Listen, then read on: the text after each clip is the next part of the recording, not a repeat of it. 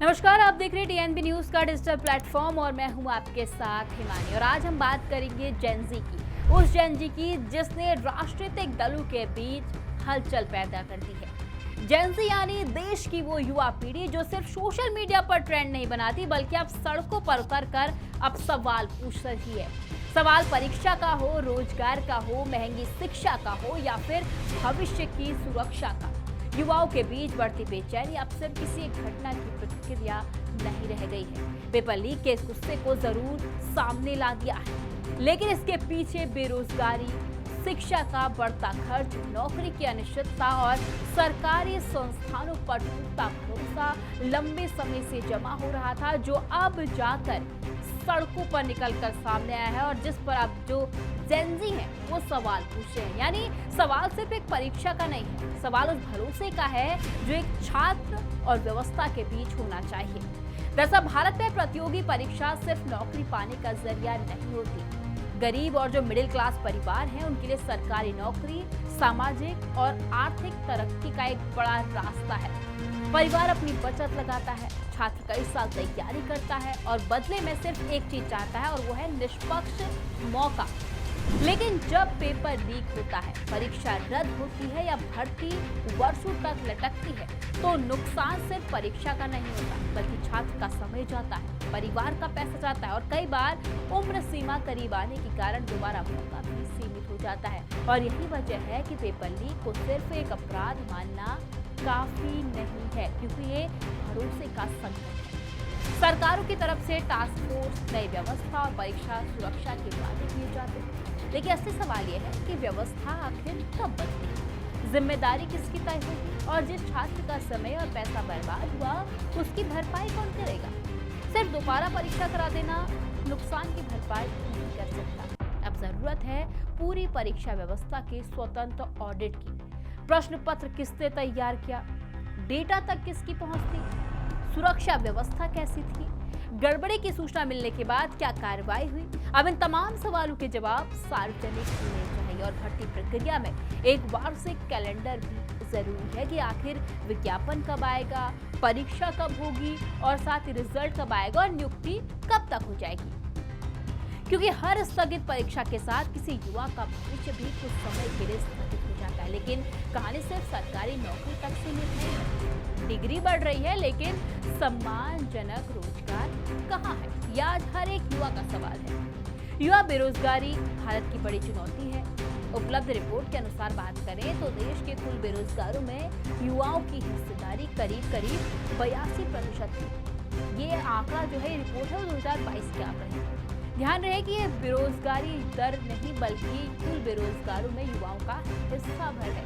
यानी बेरोजगारी का सबसे जो भारी बोझ है वो युवा उठा रहा है। और समस्या सिर्फ बेरोजगारी नहीं है, एक बड़ी समस्या अल्प बेरोजगारी भी है। मतलब नौकरी तो है लेकिन व्यक्ति की योग्यता और नौकरी के बीच बड़ा अंतर है। इंजीनियर किसी ऐसे काम में लगा हो जहाँ इंजीनियरिंग की जरूरत ही ना हो, पोस्ट ग्रेजुएट युवा कम वेतन वाले अस्थायी काम में लगा हो, तो डिग्री और रोजगार के बीच जो दूरी है वो साफ तौर पर दिखाई देती है। और यही वजह है कि युवा सरकारी नौकरी को अभी भी सुरक्षित भविष्य के तौर पर देखते हैं। वहीं दूसरी तरफ एआई और ऑटोमेशन ने भी चिंता बढ़ाई है। एआई हर नौकरी खत्म नहीं करेगा और लेकिन काम करने का तरीका जरूर बदलेगा। इसलिए असली चुनौती तकनीक से ज्यादा स्किल अपडेट की है। कौशल विकास का मतलब सिर्फ ट्रेनिंग सेंटरों की संख्या बढ़ाना नहीं होना चाहिए। सवाल ये होना चाहिए कि ट्रेनिंग के बाद कितने युवाओं को आखिर नौकरी मिली, 6 महीने बाद कितने लोग उसी रोजगार पर टिके रहेंगे। अब बात आती है जब शिक्षा की, तो कॉलेजों में दाखिला बढ़ रहा है लेकिन डिग्री अपने आप अच्छी नौकरी को गारंटी नहीं दे रही। निजी कॉलेज बड़े प्लेसमेंट पैकेज का प्रचार करते हैं लेकिन एक बड़े पैकेज से पूरे बैच की तस्वीर नहीं बनती। जरूरत है ऐसी रोजगार रिपोर्ट की जिसमें कॉलेज बताए कि कुल कितने छात्रों को नौकरी मिली, औसत वेतन कितना रहा और सामान्य वेतन कितना रहा। क्योंकि अभिभावकों को विज्ञापन नहीं, इस वक्त सच चाहिए और जो युवा हैं उनको भी सच चाहिए। महंगी शिक्षा का सीधा असर परिवारों पर पड़ता है। फीस, हॉस्टल, कोचिंग और दूसरे खर्चों के लिए परिवार अपनी बचत लगाता है या कर्ज लेता है। जब डिग्री के बाद नौकरी नहीं मिलती तो आर्थिक दबाव के साथ साथ जो युवा है और परिवार है उस पर मानसिक दबाव भी पड़ता है। और इसी के बीच तेजी से जो बढ़ रहा है वो है gig economy. Delivery partner, cab driver और फ्रीलांसर जैसे लाखों युवा काम तो कर रहे हैं, लेकिन उनके पास नौकरी की पारंपरिक सुरक्षा नहीं है। बीमारी आई तो आमदनी रुक सकती है, दुर्घटना हुई तो परिवार संकट में आ जाता है, किसी डिजिटल प्लेटफॉर्म ने अकाउंट बंद कर दिया तो काम अचानक खत्म हो जाता है। इसलिए युवाओं के लिए पोर्टेबल सामाजिक सुरक्षा भी बेहद जरूरी है, यानी कि प्लेटफॉर्म बदलने के बाद भी बीमा और पेंशन जैसी सुविधाएं उनके साथ बनी रहे। लेकिन जेनजी की जो सबसे बड़ी ताकत है वो शायद उसका डिजिटल नेटवर्क है।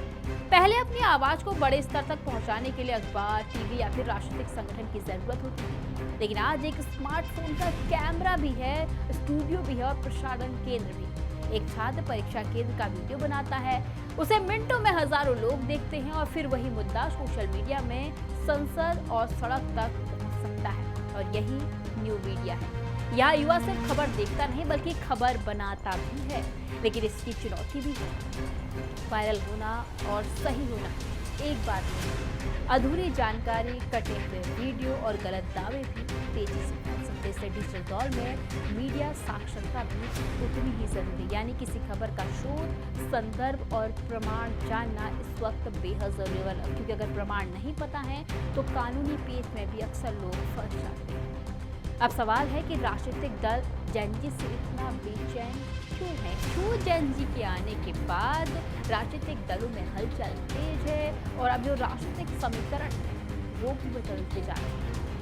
क्योंकि ये इसलिए हो रहा है क्योंकि जो युवा है वो सिर्फ वादे नहीं सुनता बल्कि नतीजा देखना चाहता है। उसे रोजगार भी चाहिए, समय पर परीक्षा चाहिए, पारदर्शी परीक्षा चाहिए, अच्छी शिक्षा चाहिए, सुरक्षित शहर चाहिए, स्वच्छ हवा चाहिए और स्वच्छ पानी भी चाहिए। और इन सब के बीच सबसे बड़ी बात, उसे अपनी बात रखने के लिए किसी राजनीतिक दल की अनुमति की जरूरत नहीं है। अब वो खुद अपनी आवाज उठा सकता है, क्योंकि आज उसके पास वो सोशल मीडिया है जो सब कुछ बदल सकता है। चुनाव अभी दूर है, ये कहना जल्दबाजी होगी कि जेनजी किसी एक दल को जिताएगी या फिर हराएगी, क्योंकि युवा कोई एक ऐसा वोट बैंक नहीं है। लेकिन एक बात साफ जरूर है, युवा अब सिर्फ वोटर नहीं है, वो सवाल पूछने वाला नागरिक भी है। सत्ता में बैठे दलों से वो जवाब मांगेगा और विपक्ष से भी, क्योंकि उसे सिर्फ सरकार बदलने का वादा नहीं चाहिए, उसे व्यवस्था बदलने का भी भरोसा चाहिए जो अब टूटता जा रहा है। आखिरकार जेनजी का गुस्सा किसी एक पार्टी के खिलाफ नहीं बल्कि व्यवस्था के खिलाफ है, जो उसके सपनों और उसकी मेहनत के बीच